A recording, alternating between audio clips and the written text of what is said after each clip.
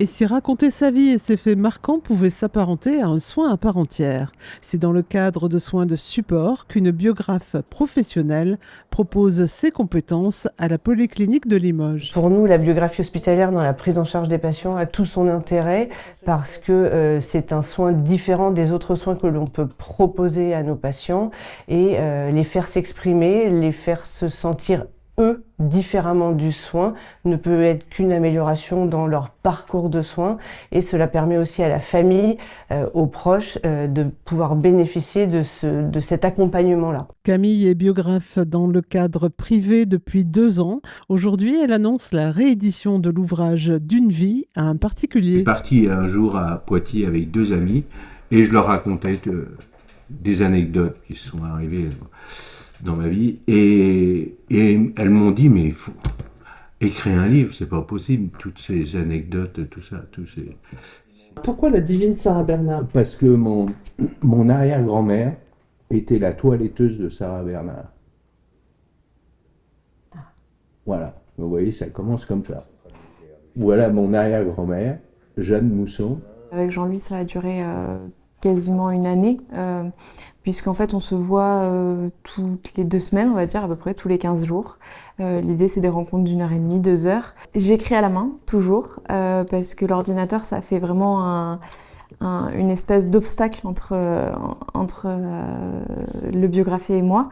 Donc j'écris à la main et j'enregistre si la personne est d'accord, parce que ça me permet d'avoir un petit filet de secours, on va dire, si la prise de notes, j'ai quelques petits manques, mais en tout cas c'est de la prise de notes écrite. Et ensuite, on va dire qu'à mi-parcours, je commence déjà à mettre en forme tout ce que m'a dit la personne pour pouvoir lui lire, lui partager et voir si on va dans un endroit qui lui correspond.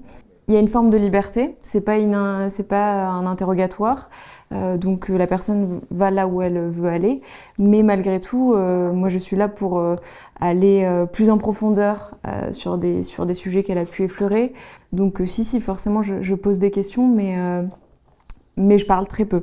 Parler de sa vie à quelqu'un d'inconnu, il n'y a pas de jugement, il n'y a pas de... Vous voyez, et donc elle ne me connaît pas, donc en fait elle dit que je pourrais... je lui raconte ce que j'ai vécu, il n'y a pas d'interférence, voilà. La différence avec la biographie hospitalière, c'est que du coup, je vais accompagner des personnes, des particuliers qui vont faire appel à moi. Donc c'est des clients, enfin c'est des biographies, mais c'est des clients.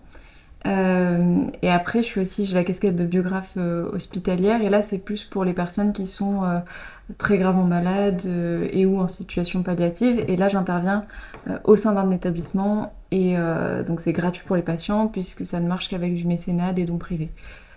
L'équipe de soignants et la biographe cherchent des financements afin de mettre en place l'activité de biographe hospitalière à la Polyclinique de Limoges. Avoir du temps pour revenir sur ce que l'on a été, sur ce que l'on est ou sur ce que l'on souhaite transmettre après, permet cette distance entre je suis malade au sein d'un service de soins avec des infirmières en blouse, des médecins qui passent me voir. Ça fait du bien de raconter sa vie en fait, enfin une partie de sa vie, parce que je vais peut-être faire un tome 2, il en manque des anecdotes.